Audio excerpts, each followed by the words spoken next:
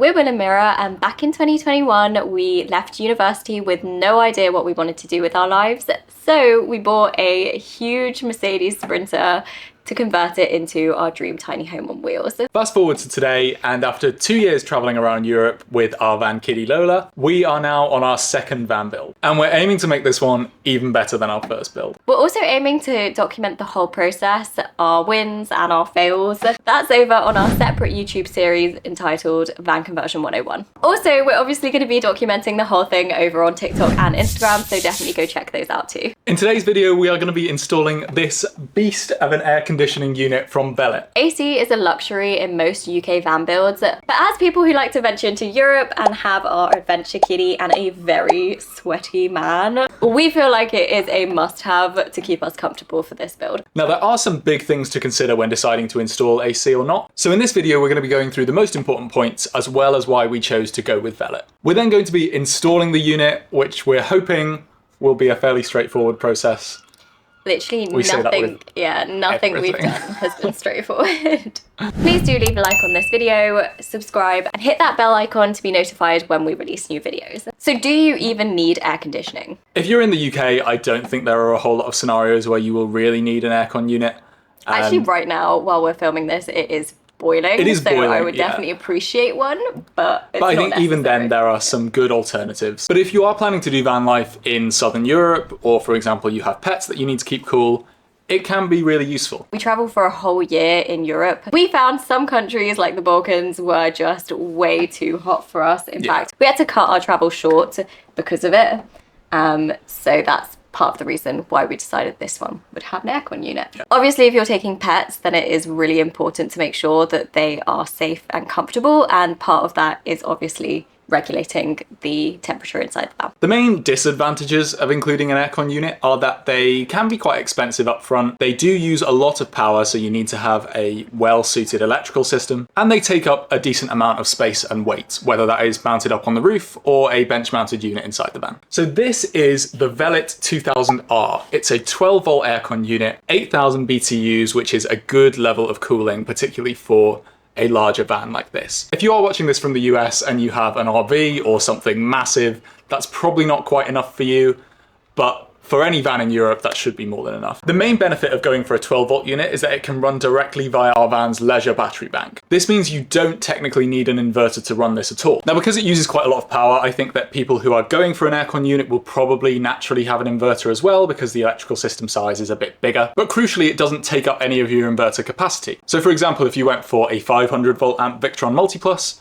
you'll be able to use all of your small appliances, and the aircon unit can run completely independently of those. DC appliances are usually more efficient because they won't come with any inverter losses. They also have a lower startup power draw and are more suitable for off-grid setups. The alternative to DC aircon units would be a 230-volt model. The reason that we didn't want to go for one of these is because they would need a large inverter, and they aren't really suitable for off-grid unless you're running a generator as well. So this Velit aircon is a roof-mounted unit. It is a great option for us because we have a long wheelbase van, which means there's lots of space on the roof, and not all of this space is being taken up by solar panels, other vents, things like that. Yeah. Additionally, that means that we don't have to use space inside the van, which is great. Having it roof-mounted is also better for circulation, things like that. The alternative to this would be an underbench unit, which might be good if you don't have space on the roof, but these do take up space inside the van, and in general the installation process is more complex because they require venting to the outside, and also for you to run ducting through the van for your air outlets. The other thing which we kind of talked briefly about is that you have to make sure that your electrical system can actually handle the power requirements of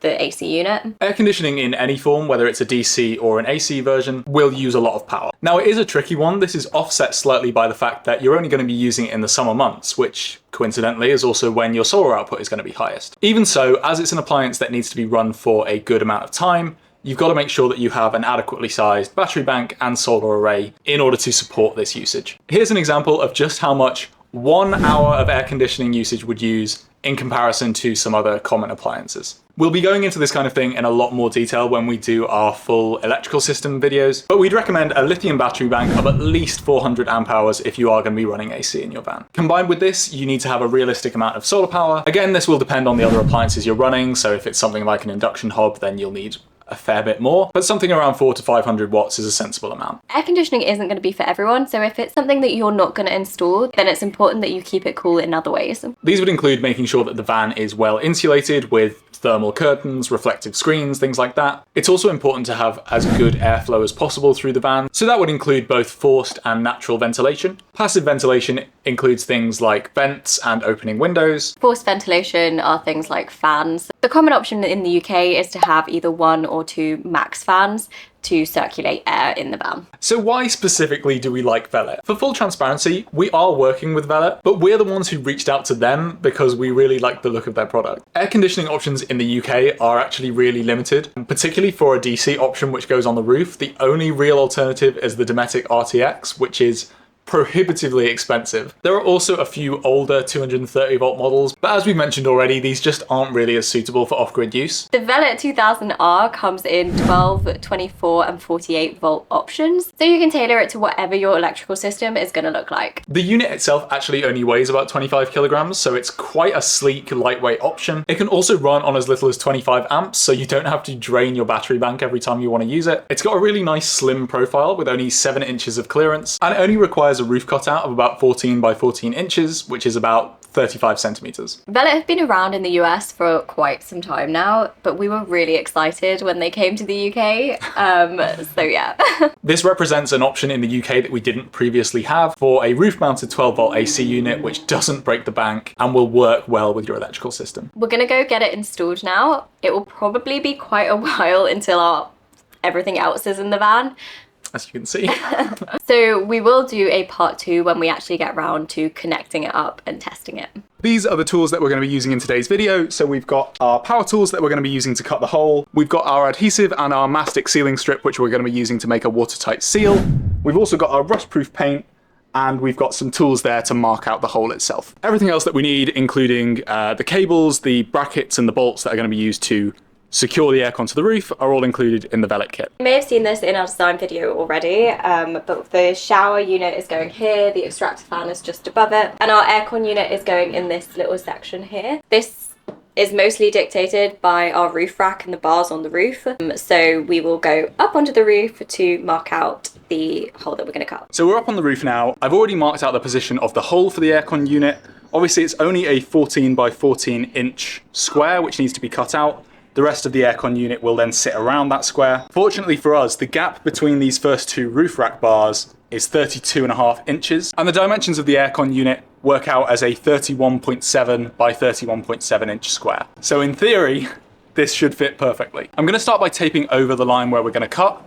What we actually like to do is to tape over the whole width of the cut first, and then also do a second layer of tape as an outline. Once it's all taped out and we're happy with the dimensions, I'll be drilling a pilot hole with my drill and then going through and cutting the hole out with the jigsaw. We've got a cloth set up underneath to catch any bits of metal shavings, but also the tape around the edge of the cut is going to help make it smoother and stop the paint and metal shards from flying up everywhere.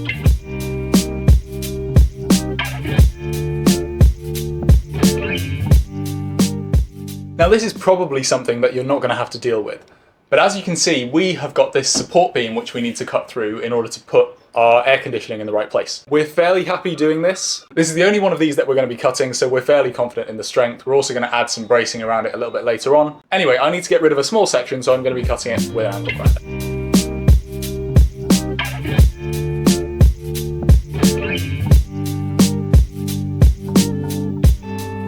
Now that we've got a hole, we're going to file it down to remove any sharp edges and then rust-proof paint it.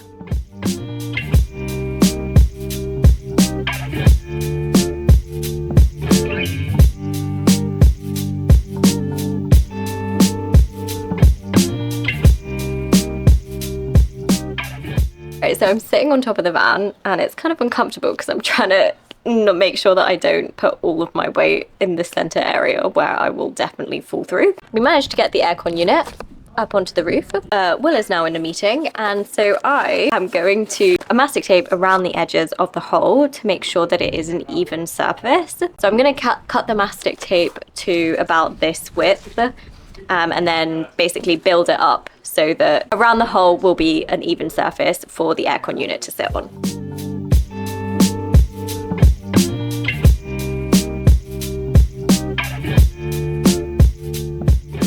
It is like 6:30 and I am exhausted. Now that we've got a level surface, we are going to get the sealing gasket stuck down. You don't necessarily need to do this if you are mounting this on a completely flat surface, although I'd always recommend to do it anyway.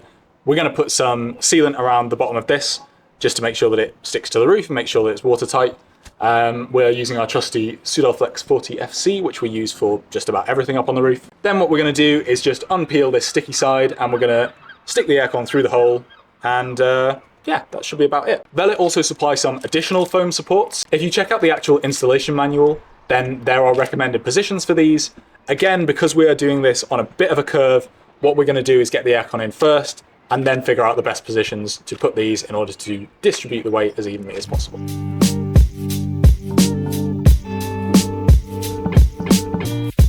So it's the next day and we've come back to the van. We finished it off yesterday, but it was too dark to actually explain anything. So we're going to explain it now. Basically, what we've done, or what we had to do, was put these brackets up into the roof, which sandwiches the aircon unit into the ceiling. If that makes sense. All in all, the process was really easy. I mean, how did you find it? Yeah, good.